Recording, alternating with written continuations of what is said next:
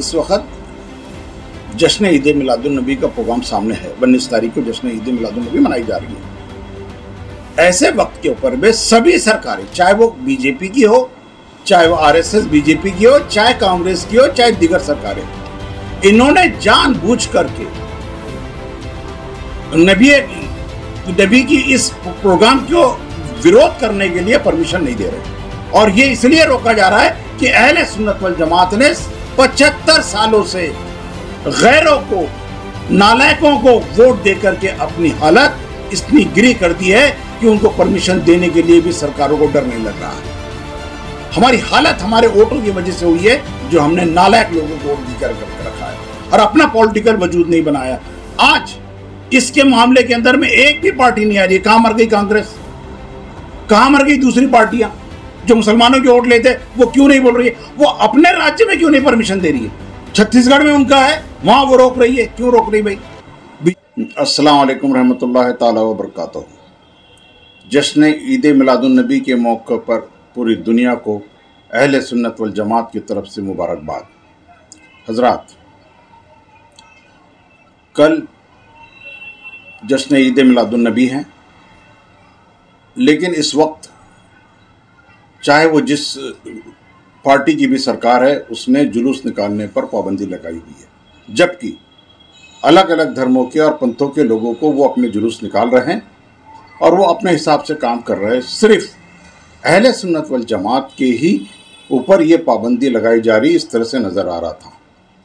काफ़ी कौम के अंदर बेचैनी थी, लेकिन माइनॉरिटीज़ डेमोक्रेटिक पार्टी की तरफ से एक लेटर सामने आया है, जिसमें उन्होंने पूरे भारतवासियों को ऐलान किया है कि जिसको भी 12 रबीउल अव्वल के मौके पर जुलूस निकालना है या जलसे करना है, अगर उनको कोई परेशानी आ रही है तो वो माइनॉरिटीज़ डेमोक्रेटिक पार्टी MDP के ऊपर में जुलूस भी निकाले और जलसे भी करे। सिर्फ यही है कि वो कानूनी तौर के ऊपर में जो गाइडलाइंस है कोविड की, उसका पालन करे। मैं ईमान तंजीम और सुन्नी यूथ फोर्स और अहले सुन्नत वक्फ प्रोटेक्शन काउंसिल की तरफ से माइनॉरिटीज़ डेमोक्रेटिक पार्टी के पदाधिकारियों के, उनके कार्यकर्ताओं को मुबारकबाद देता हूं, बल्कि उनको सलाम करता हूं कि नामूसे रिसालत के लिए निकल करके यही पार्टी थी जिसने सबसे पहले कमलेश तिवारी के खिलाफ आवाज़ उठाई और जुलूस निकाला था। उसके बाद सारे लोग सामने आए। यही वो पार्टी थी जो हर बार नामूसे रिसालत के लिए और अहले सुन्नत वल जमात की दरगाहों को, मस्जिदों के और मुसलमानों के ऊपर जो जुल्म होती है उसके लिए सामने आती है। और आज ये 12 रबीउल अव्वल के जुलूस के लिए निकालने के लिए जिस तरह से वाहिद माइनॉरिटीज़ डेमोक्रेटिक पार्टी ने ऐलान किया है, ये तारीफ़ काबिल है। कोई धर्मनिरपेक्ष पार्टी या कोई संगठन सामने नहीं आया, इनकी औकात ही नहीं है सामने आकर के बात करने के लिए। इसलिए हम अहले सुन्नत वल जमात से ये ऐलान करते हैं कि वो इस माइनॉरिटीज़ डेमोक्रेटिक पार्टी के ऊपर अपने जुलूस निकाले, जलसे करे और आने वाले वक्त के अंदर में इस पार्टी के पीछे पूरे ताकत से खड़े हो जाए कि जिससे कोई भी जालिम या कोई भी बदअकीदा नामूसे रिसालत के ऊपर में हमला न कर सके और मुसलमानों को वो दबा न सके। ये देश सूफी और संतों का है। यहाँ पर मैं हर किसी को अपने अपने धर्म के हिसाब से, अपने अपने धर्म के गुरु या अपने बड़े लोगों की खुशी या जयंती या जो भी हो, जो वो मनाना चाहते हैं वो मनाए, क्योंकि अहले सुन्नत वल जमात अपने नबी की ईद मिलादुन नबी के तौम के ऊपर में ये जुलूस निकालता है, हर गली में निकलता है।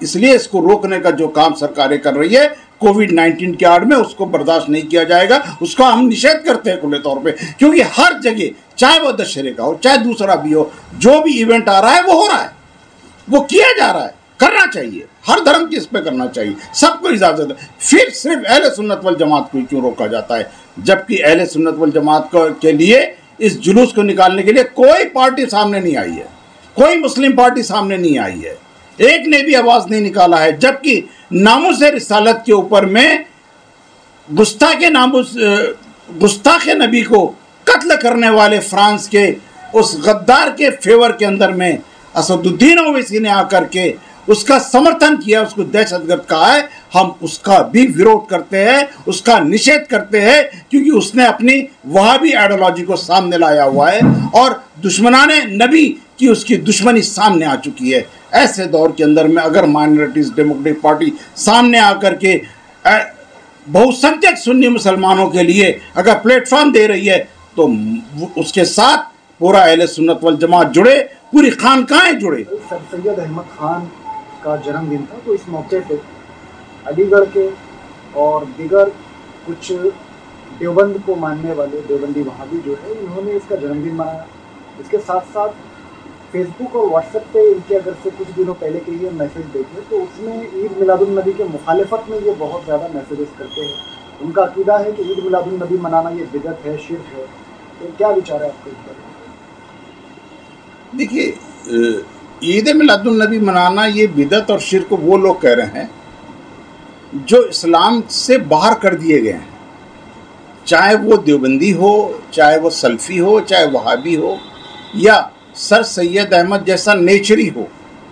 इसको तो इसके ख़िलाफ़ तो कई लोगों ने फतवे दे करके इसको मुर्तद और काफिर करके सर सैयद अहमद को बाहर निकाल दिया। ये नबी को ही नहीं मानता था, इसे तो कुरान को भी नहीं माना, उसका भी इनकार किया था इसने। तो ये ऐसे लोग हैं जो इस्लाम के अंदर इस्लाम के मानने वाले नहीं हैं, लेकिन बज़ाहिर तौर पे अपने आप को मुसलमान बोल रहे हैं। इसमें कई है, दारुल उलूम देवबंद के तो कई मौलवियों के इनके फतवे हैं, लेकिन नबी करीम सल्लल्लाहु ताला अलैहि वसल्लम की विलादत के तौर पर जश्न मनाना यह कुरान से साबित है, यह हदीसों से साबित है, यह हर किताबों से साबित है। इसका इनकार नहीं किया जा सकता। ये सब जानने के बावजूद ये इसको जो बिद्दती कह रहे हैं, ये नबी की दुश्मनी में कह रहे हैं। और यही वो लोग हैं जो नामुस रिसालत के ख़िलाफ़ खड़े होता है, ये उसके सपोर्ट करते हैं। और सबसे पहले नबी की गुस्ताखी करने वाले यही वहाबी देवबंदी और ये सर सैयद अहमद है। इनका तो खुला बाइकाट करना चाहिए। सबसे पहले इनको नामुस रिसालत के ऊपर में इनका बाइकाट होना चाहिए, इन गद्दारों का, इन मुनाफिकों का। लेकिन बदकिस्मती से हमारे यहाँ के लोग, अहले सुन्नत वल जमात के लोग, इस चीज़ को समझ नहीं पा रहे हैं, या हमारे लोगों में समझाने में थोड़ी सी कहीं कमी हुई है। सबसे बेहतर तरीका ये है नबी करीम सल्लल्लाहु ताला अलैहि वसल्लम की मोहब्बत को पेश करना, और अगर इन दुश्मनों से अगर मुखालिफ करना है तो सीधी सी बात है, इस दौर के मुजद्दिद इमाम अहमद रज़ा खान बरेलवी अलैहिर्रहमा की वसीयत पर अमल कर दो। ये सारे जितने भी बिदअती है ये आपके पास से अलग हट जाएगी। सबसे बड़ा तमाशा जो नुकसान अहले सुन्नत वल जमात को ये हो रहा है कि जो हमको बिदअती कह रहा है वही ओवैसी हो गया, या बदरुद्दीन कासमी हो गया, यूडीएफ वाला, या पीएफआई वाले, जमात इस्लामी के एसडीपीएफ वाले हो गए, पीस पार्टी वाले हो गए, ये वहाबी सल्फी वोट हमसे लेते हैं, हमारे वोट लेकर के ये सत्ता में आ रहे हैं और ये हमारे ही नबी की गुस्ताखी कर रहे हैं और मुसलमानों के साथ में दुश्मनी कर रहे हैं। तो पहले अहले सुन्नत वल जमात को मैं एक आह्वान करता हूँ, और बड़े बड़े उलमाओं को, बड़े बड़े खानकाहों को, कि वो तुरंत वहाबियों को और वहाबियों की सियासी पार्टी को वोट नहीं देने का खुला ऐलान करें। जिस दिन हम ये करेंगे उस दिन हमारा दीन भी बचेगा, मसलक भी बचेगा, और मुसलमानों को भी इंशाअल्लाह ताला हम बचा लेंगे। काफ़ी ऐसे उलमा हैं जिनके नाम के आगे में रज़ा लगा है, रज़वी सिलसिले से है, लेकिन ये एमआईएम के सपोर्ट में उतर रहे हैं आजकल। ऐसे लोगों के बारे में क्या विचार है कि नाम के आगे रज़वी है, रज़ा है, लेकिन असदुद्दीन ओवैसी के फॉलोअर, जो असदुद्दीन ओवैसी के फॉलोअर अगर कोई रिजवी या कोई सुन्नी मुसलमान कर रहा है, वो पहले फ्रांस के गुस्ताख रसूल के बारे में ओवैसी के बयान को सुन ले, जिसमें उसने उसको दहशतगर्द कहा है, उसकी मुखालफत करी है, यानी गोया के नबी के दुश्मन के सपोर्ट में आया हुआ है। और नबी के दुश्मन के सपोर्ट के अंदर किसी करने वाले की अगर क़यादत कोई भी रिजवी आलिम या सुन्नी आलिम किसी भी सिलसिले का हो, अगर वो कर रहा है तो वो पहले अपना ईमान बचा ले कि उसका ईमान सही सलामत है या नहीं, उसके बाद में वो बात करे। क्योंकि इल्म वाला तो हर चीज़ जानता है, एक आम आदमी नहीं समझ रहा, वो बात अलग है। लेकिन एक आलिम अगर जानबूझ करके ये कर रहा है तो फिर वो आलिम नहीं, उलमाए हक नहीं, बल्कि वो उलमाए सू है। उसका जामिल शरीयत तो ये कहती है, ये जो उलमाए सू हैं ये वो हैं जो शैतान का मस्खरा है और बैरूपिया है। इनका भी बाइकआउट करने की वक्त की ज़रूरत है, याद रखें आप। ईद मिलादुन नबी मनाने के लिए क्या हमें किसी परमिशन लेने की ज़रूरत है, वेट करना चाहिए हमें? क्या हाँ भाई अभी परमिशन नहीं मिला इसलिए जुलूस नहीं निकालेंगे, जश्न नहीं मनाएंगे? नहीं, मेरा ये कहना है, मेरा और ईमान तंजीम का वगैरह यह है कि भाई कोई भी जुलूस निकालना है, जलसा निकालना है, धरना प्रदर्शन करना है, आपका जो कानून है उसको फॉलो करिए। भारत के संविधान के तहत यहाँ पे काम होगा ना, आपकी मर्जी से तो नहीं होगा। परमिशन देने की इजाज़त है ना, सबको मिल रही है। हर धर्म वाले को अपनी अपनी खुशियाँ मनाने के लिए उसको परमिशन मिलती है, आपको भी मिलेगी। आप परमिशन मांगिए ना, परमिशन मिलेगी। परमिशन लेकर के आप काम करिए।